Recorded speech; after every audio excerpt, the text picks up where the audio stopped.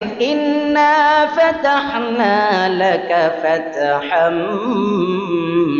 মুবিনা।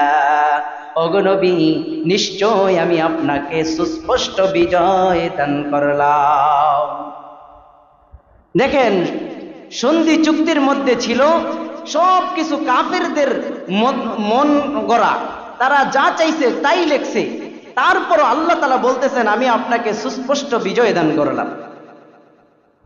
আল্লাহর রাসূলের সাহাবীরা এই কথা শুনলেন।